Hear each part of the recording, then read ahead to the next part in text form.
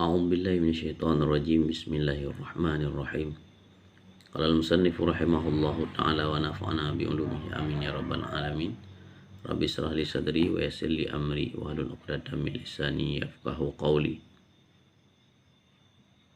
1. Islam. Malaikat Jibril berkata, Akhbirni anil Islam. Beritakanlah kepadaku tentang Islam, yaitu tentang hakikat Islam. Rasulullah SAW menjawab, Islam ialah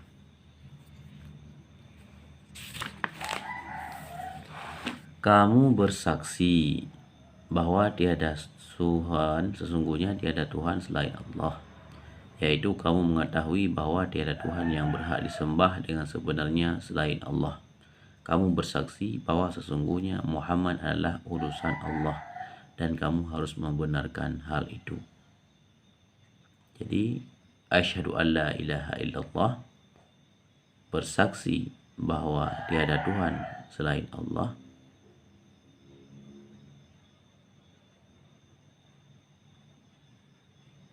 Kemudian, wa asyhadu anna Muhammadar Rasulullah, dan yang terpenting adalah kita membenarkan ini. Membenarkan kesaksian terhadap Allah dan terhadap Rasulnya. Nabi SAW bersabda, kamu mendirikan salat, yaitu mengerjakan salat disertai rukun dan syaratnya, dan dikerjakan pada waktunya. Kamu mengeluarkan zakat, yaitu melaksanakan zakat sesuai dengan syaratnya. Kamu berpuasa pada bulan Ramadan.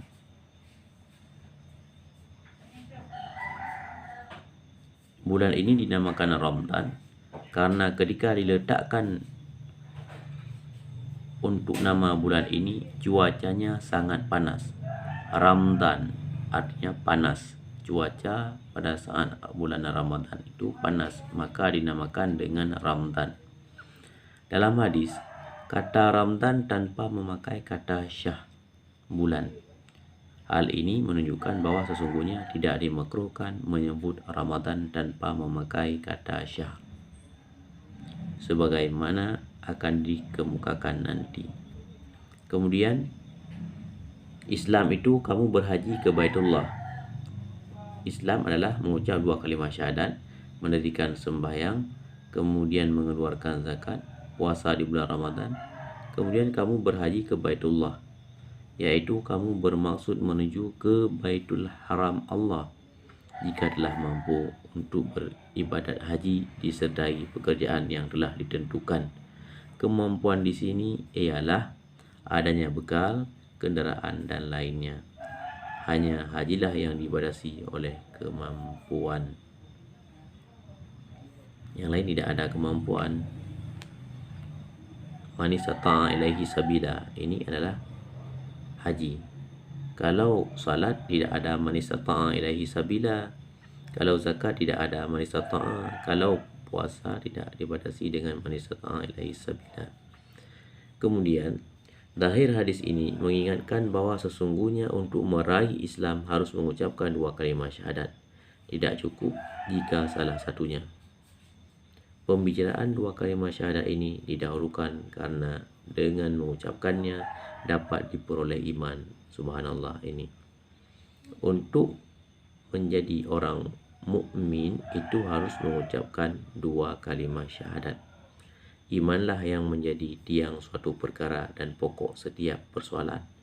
Sedangkan yang lainnya seperti salat, puasa, zakat, kemudian haji didirikan atas iman itu.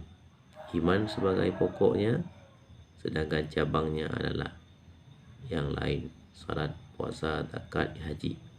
Iman dijadikan syarat, dan dengan iman ini pula diraih keselamatan dunia wal akhirat. Setelah syahadat, kemudian dibicarakan salat. Kenapa langsung salat setelah syahadat? Karena salat sebagai tiang agama. Batasan antara seorang hamba dan kufur adalah meninggalkan salat. Selanjutnya, zakat. Kenapa dilanjutkan dengan zakat? Karena hubungan dengan salat dalam beberapa masalah. Zakat itu diwajibkan bagi harta orang yang mukallaf dan lain-lain menurut sebahagian besar ulama. Selanjutnya puasa Ramadan, karena puasa dikerjakan setiap tahun dan banyak yang mengerjakannya, berbeda dengan haji. Haji tidak banyak yang mengerjakan, seperti corona ini tidak dilaksanakan haji bagi selain orang di Mekah. Kemudian yang terakhir haji, ada beberapa ancaman bagi orang yang meninggalkan haji jika dia mampu, seperti firman Allah Subhanahu wa taala, "Wa man kafara fa innallaha ghaniyun 'anil 'alamin." Barang siapa yang mengingkari kewajiban haji, sesungguhnya Allah Maha Kaya, tidak memerlukan sesuatu dari semesta alam. Quran Surat Ali Imran ayat 97.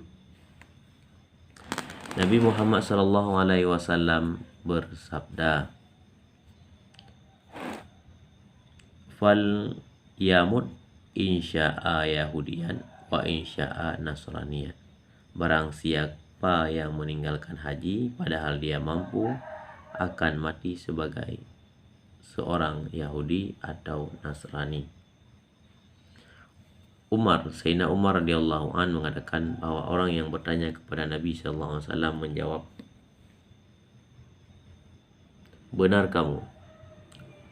Umar radhiyallahu an merasa heran kepada orang itu karena ketika bertanya kepada Nabi Muhammad, dia membenarkan jawaban Nabi Muhammad. Dengan membenarkan jawaban Nabi Muhammad, berarti orang itu mempunyai pengetahuan tentang masalah itu. Padahal masalah itu tidak ada yang mengetahuinya kecuali Nabi SAW. Sedangkan orang tersebut belum pernah mendengarnya dari beliau. Dia membenarkan hal itu karena sesungguhnya dia mengetahuinya. Jadi selain bertanya juga membenarkan. Bagaimana nih orang yang bertanya lalu membenarkan? Sedangkan Sayyidina Umar belum mengenal siapa itu yang bertanya. Jadi secara lahiriah dia menunjukkan orang yang tidak mengetahui. Saat bertanya seperti orang yang tidak mengetahui. Tetapi pada saat membenarkan jawaban Nabi, dia seperti orang yang mengetahui. Keheranan para sahabat menjadi hilang setelah Nabi bersabda, dia adalah Jibril yang datang kepadamu untuk mengajarkan agamamu. Jelaslah bahwa sesungguhnya dia itu orang yang sudah mengetahui, tapi menampakkan dirinya sebagai orang yang akan belajar, padahal sebenarnya dia mengajarkan dan mengingatkan kepada mereka. Wallahu a'lam bishawab wa ilaihil marji wal ma'ab. Hadanallahu wa iyyakum ajmain. Assalamualaikum warahmatullahi wabarakatuh.